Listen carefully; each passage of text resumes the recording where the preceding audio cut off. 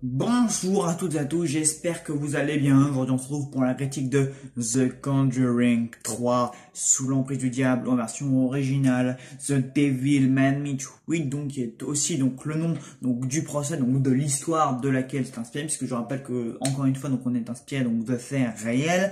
Alors le film est inspiré donc du procès donc de Harney Cheyenne Johnson, donc procès meurtrier donc qui a suivi dans le Connecticut et qui a eu lieu en 1981. Donc on reste toujours dans les années 70, 80, 90, hein, ça ne change pas. Et connu donc sous le nom de l'affaire The Devil Made Me Do It. Donc au casting, on retrouve évidemment donc Ed et Lorraine Warren, toujours joués par Patrick Wilson et Vera Farmiga, qui sont toujours aussi bons. Voilà, ça fait parce que à part la trilogie Conjuring, on les a vus aussi dans Annabelle 3 et à la fin donc de La Nonne. Donc vraiment dans le rôle, ça, ils sont aguerris, ils sont très bons, ils sont en harmonie avec le personnage et vraiment ça fait plaisir. D'ailleurs, on ressent une belle complicité d'ailleurs entre les deux acteurs. Hein. Vraiment, ça fait plaisir. On sent qu'ils sont complices, on sent qu'ils s'aiment bien, on sent que il y a une belle, on sent qu'ils sont peut-être pas amis, mais voilà, on sent une belle complicité. Et vraiment sur le tour, sur ce genre de tournage, c'est toujours important qu'il y ait une bonne ambiance, parce que si on tourne un film d'horreur et que là, les acteurs ne s'aiment pas vraiment, voilà, surtout quand même qu'ils sont mariés femmes, voilà, qui sont des chasseurs de paranormaux, donc en plus ils ont des rôles assez complexes, ont des rôles assez psychologiques à jouer, donc autant que ils aient une belle complicité à partager. Voilà.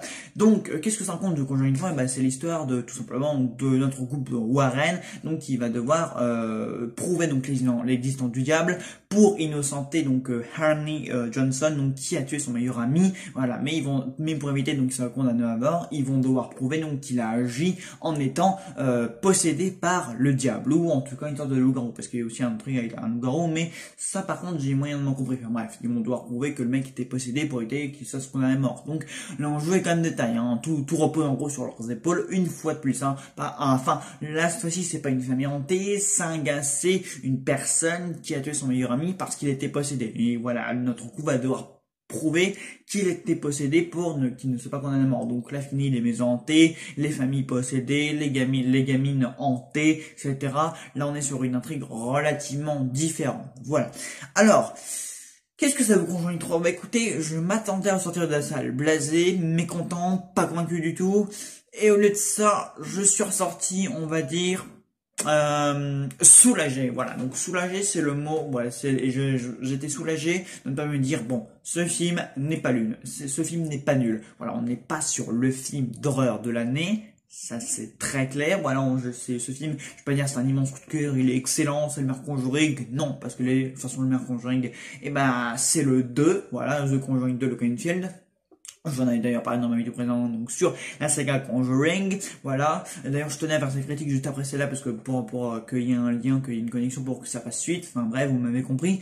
Donc, très clairement, c'est pas le meilleur Conjuring, voilà, mais c'est pas non plus le pire, voilà. Je suis pas sorti à ça en mode, bon, c'était nul. Non, je suis pas sorti blasé, mécontent, frustré. Je me suis dit, bon, c'était un film convenable. Voilà, bon, on sent quand même que c'est plus James Wan à la réalisation, et ça, c'est très clairement ce qui me rebute un peu d'aller le voir, mais finalement j'étais un peu curieux puisque la bande-annonce, comme vous avez pu voir dans ma réaction trailer, j'étais pas chaud, voilà, ça m'emballait pas des masses, mais bon, je me suis dit allez, je vais quand même aller le voir parce que même si c'est pas James Wan, je crois de toute façon qu'il supervise un peu le film, voilà, il est producteur ou il est à l'origine de l'intrigue, enfin il a participé au projet dans tous les cas, mais on sent que c'est plus la réalisation, c'est clair, c'est flagrant, dans le style, dans la photographie, dans la colorimétrie, tout est différent, voilà, c'est pas du James Wan, c'est très clair et net, voilà. C'est vrai, de toute façon, je peux pas vraiment dire quel est le style de Michael Chavez, puisque je n'ai pas vu donc la maison de la Dame Blanche, comme je vous l'ai dit dans ma vidéo précédente encore une fois de plus,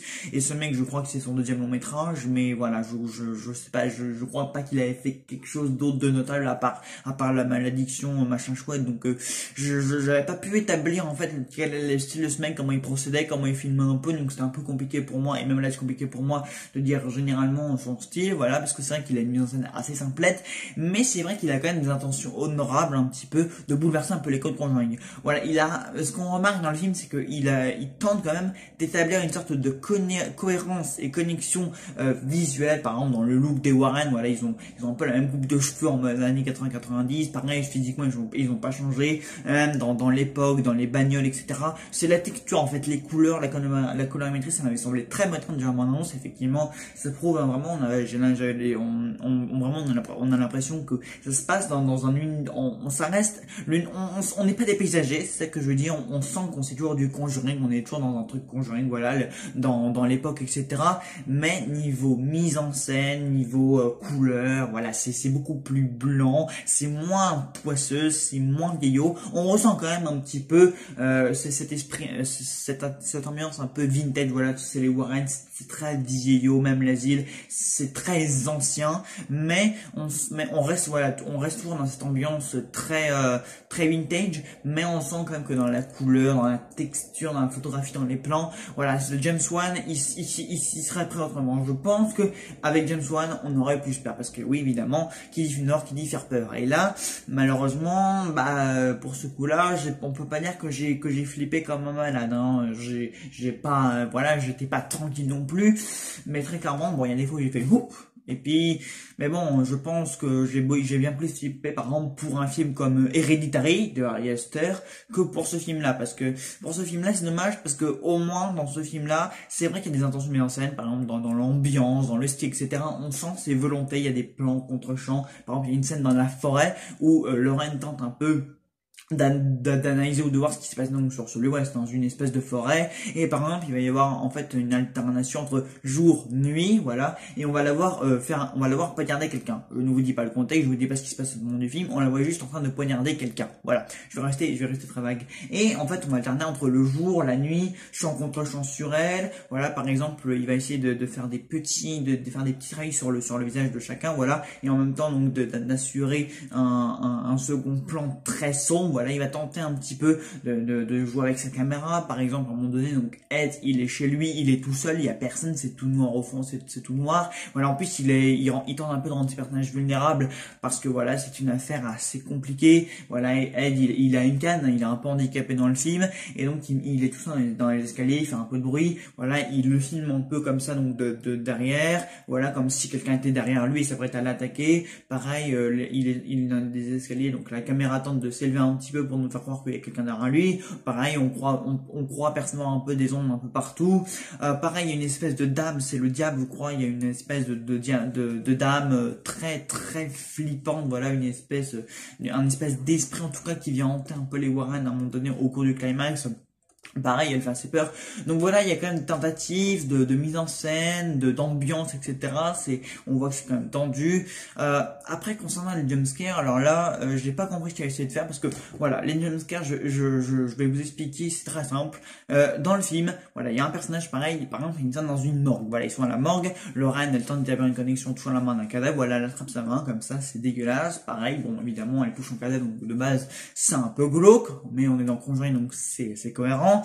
Et donc Ed, il est dans une morgue, et ça devient tout noir, voilà, parce qu'il y a une espèce de connexion entre un esprit maléfique et Lorraine, et à un moment donné donc ça devient tout noir, ça devient très silencieux, voilà. Donc on se dit bon, il va se passer quelque chose, c'est attendu, mais voilà. Et donc Ed, donc il se retourne et il voit une grosse maçon, voilà, au fond de la pièce, et donc c'est un loup-garou, voilà. Donc là le loup-garou il se retourne, on ne le voit pas, mais il fait quand même des bruits, il se retourne, il bouge un petit peu, donc il y a des petits bruits, et après boum, il fait ça. Sauf que en fait, on voit très bien que il essaye de faire des jumpscares, hein. Il essaye de faire des jumpscares où il essaye de provoquer quelque chose d'assez soudain et brutal, en fait, chez le spectateur, voilà, de surgir un peu. Sauf que en fait, on sent que lui, il a vu que le truc n'allait pas marcher, que la tentative de faire peur n'allait pas marcher, et du coup il se dit ouais non, ça va pas marcher, je me ravise, et du coup alors qu'on s'attendait qu'il y ait un jumpscare, mais en fait il y a rien. Et du coup, on se dit, ouais, bon, d'accord, mais le pire, c'est que ça arrive 2-3 fois dans le film, tu vois, on voit qu'il essaye de faire des choses, qu'il essaye de faire peur, qu'il essaye de faire un peu vraiment des scènes assez tangibles, assez tendues, mais on sent qu'il se risque à la minute parce qu'il a compris que ça n'allait pas marcher, parce que c'était trop prévisible, évidemment, hein. Moment de silence, c'est tout le retour du personnage, voilà, on devine vraiment que quelque chose allait arriver, voilà, faut vraiment être bête pour ne pas prévoir un jumpscare aussi prévisible. Et donc, on a lui-même voit que ça allait rater, du coup, il se révise et du coup, il y a rien. Ou du coup c'est un truc qui fait pas du tout peur. Donc du coup on se dit ouais bon tu t'es rendu compte que t'allais te planter, mais malheureusement bah du coup tu fais pas assez, voilà quoi, enfin il y a des tentatives mais finalement il échoue quand même un peu. Donc c'est dommage, voilà, il fait des tentatives, il fait il expérimente, on va dire c'est comme ça, mais bon, ça échoue plus que ça n'en réussit, j'ai envie de dire. Le climax par contre, il est vraiment réussi, voilà, il est vraiment pas mal, voilà. Il y a une belle photographie par exemple. Il y a des scènes donc où le héros, enfin le héros, la victime possède donc Harney, donc il est à l'asile, donc il se met soudain à être complètement possédé par le diable, et donc il va s'élever comme ça au sol, et il va y avoir il va provoquer une espèce de tempête donc dans sa chambre, et ce qui va provoquer, voilà, une belle photographie, ça va être tout noir, voilà, il va s'élever comme dans l'exorcisme, vous savez, avec Regan. Donc j'ai envie de dire, il y a quand même une belle photographie, voilà, on sent que le mal est là, qu'il y a quand même quelque chose qui fait peur, voilà, il y a quelque chose quand même qui hante le film, voilà, un esprit maléfique qui rôde. Voilà, donc bah écoutez, Conjuring 3, c'est convenable, il y a des tentatives honorables, la direction artistique elle est pas mal, niveau ambiance c'est cohérent avec Conjuring. Donc j'ai envie de dire, bah écoutez, allez le voir. Vraiment, vous n'allez pas voir un navet. En plus, le film est plutôt bien parti. Voilà, il marche plutôt bien au box-office. Il rencontre un petit succès, donc ça c'est plutôt cool. C'est le genre de film, encore une fois, qui attire en ça, donc ça c'est pas mal du tout. Donc écoutez, il est pas mal. Voilà, il est pas mauvais. Vous pouvez aller le voir. Vous n'en serez pas déçus si vous êtes amateur de Conjuring comme moi je le suis. Voilà, j'aime bien. Je trouve que c'est une franchise vraiment sympathique. Si la caméra grésille un peu, c'est normal. Voilà, je voulais que la vidéo soit un petit peu nague, soit un petit peu qu'on se fasse une petite ambiance un peu critique, un peu ambiance horrifique. Voilà, donc Conjuring 3, c'est convenable, c'est honorable, il y a des tentatives, quelques jumpscares attendus, donc du coup le réalisateur se ravise et du coup ça donne rien. Une petite mise en scène sympathique, une direction artistique, voilà quoi, de toute façon Delorano Ryan sont bons, et même Sterling Concharin et Rory O'Connor sont plutôt bons, j'ai envie de dire, voilà, ils font le taf. Donc voilà, allez le voir, c'est pas mal du tout. Voilà. Donc bah, écoutez, j'espère que la vidéo vous aura plu. Dites-moi si le film vous a plu, voilà, si vous avez aimé, si vous n'avez pas aimé. Et moi je vous retrouve très vite pour une nouvelle vidéo. Et en l'occurrence donc durant le week-end pour le bilan des 1 an de la chaîne. Voilà, salut à tous.